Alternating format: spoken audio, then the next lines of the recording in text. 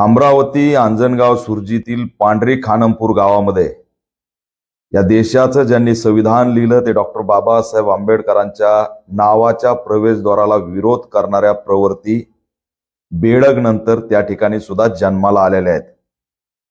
एवढंच नाही तर हे जातीवादी मंडप टाकून त्या ठिकाणी बसलेत आणि खुलेआम प्रवेशद्वार काढण्याची मागणी करायला लागलेत। आणि हे उघड डोळ्याने अमरावतीचा एसपी पाहत आहेत, पोलीस यंत्रणा पाहत आहे, प्रशासन पाहत आहे। तिथली खासदार डॉक्टर बाबासाहेब आंबेडकरांच्या अधिकारामुळे खासदार झाली हे सुद्धा ती विसरून गेलेली आहे। तिथला आमदार त्या ठिकाणी फिरकत नाही। एखाद्यांचं दलितांचं मोठं हत्याकांड झाल्यावरती या महाराष्ट्राला गृहमंत्र्याला मुख्यमंत्र्याला जाग येणार आहे का असा प्रश्न या माध्यमातून विचारतोय। एखाद्या गावाला डॉक्टर बाबासाहेब आंबेडकरांचं नाव असल्यामुळे काय महारोग होणार आहे काय? त्या कमानीच्या खालून गेल्यानंतर तुम्हाला काही बिमारी होणार आहे का? अरे तुम्ही नशीब समजा की महामानव डॉक्टर बाबासाहेब आंबेडकरांच्या नावाच्या खालून तुम्ही जाताय आणि तुम्ही त्या नावाला विरोध करताय। या अशा प्रवृत्ती ठेचल्या पाहिजेत।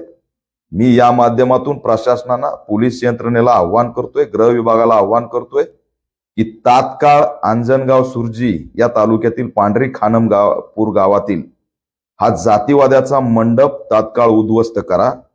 कोण पटेल नावाचा जो काही जातीवादी त्या ठिकाणी भाड्याने महिला आणून त्यात बसवतोय, विरोध दाखवण्याचा प्रयत्न करतोय, त्याला तात्काळ ताब्यात घेऊन अॅट्रॉसिटी ऍक्ट अंतर्गत गुन्हा दाखल करून जेलमध्ये टाका। आणि एवढंच नाही तर जास्तच नाटकं करत असेल तर त्याला तडीपार करा। त्या ठिकाणी मोठी घटना घडून राज्य वेठीस धरण्याचं काम ही प्रवृत्ती करत आहे। 2020 ला ग्रामपंचायत ठराव झालाय, या ठिकाणी कमान व्हावी। 2020 चा जो सरपंच होता तो बौद्ध होता का? बौद्ध सरपंचांनी घेतलेला निर्णय फॉलो करण्याची लाज वाटते का? आज 3 वर्ष झालं ठराव होऊन सुद्धा त्या ठिकाणी कमान लागत नाही। त्यामुळे समाजाने उभा केली लोखंडी कमान त्या ठिकाणी। आता नवीन कमान उभा करा, त्याशिवाय आमची भूमिका या ठिकाणी स्पष्ट आहे की आम्ही थांबणार नाहीत। जातीवादी जर मंडप लावून विरोध करत असतील तर हे निंदनीय आहे। याची दखल पोलीस अधीक्षकांनी घेऊन तो मंडप हटवावा। समाजावर दबाव आणून, प्रशासनावर दबाव आणून, राजकीय सत्तेचा वापर करून जर का दडपशाही करण्याचा प्रयत्न केला तर राज्यव्यापी आंदोलन छेडल्याशिवाय आम्ही राहणार नाही। ही ऑल इंडिया पॅंथर सेनेची भूमिका आहे।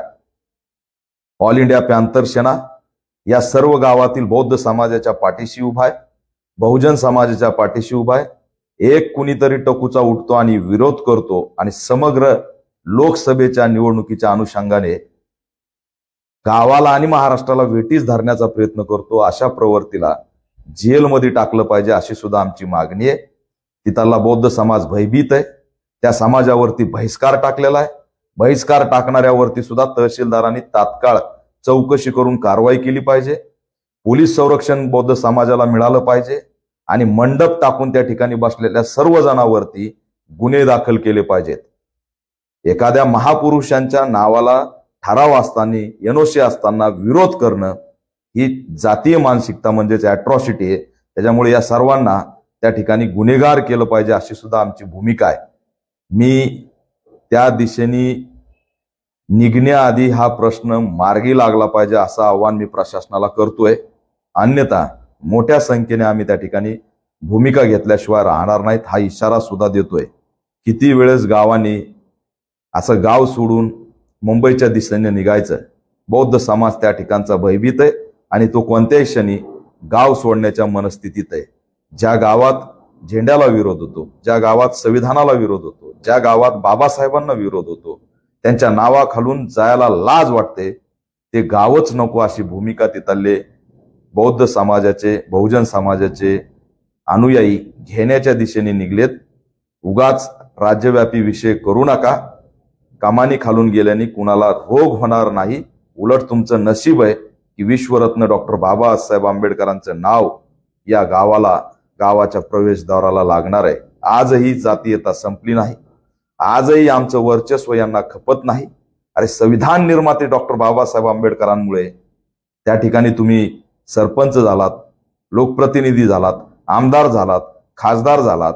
बाबासाहेबांचा संविधान तुमच्या पदासाठी लागतं, परंतु बाबासाहेबांचं नाव द्यायचं म्हणलं की तुम्हाला असणारं रोग येतो, तुमच्या डोक्यातला मुळ्यात जागा होतो हे असणारं निषेधार्ह.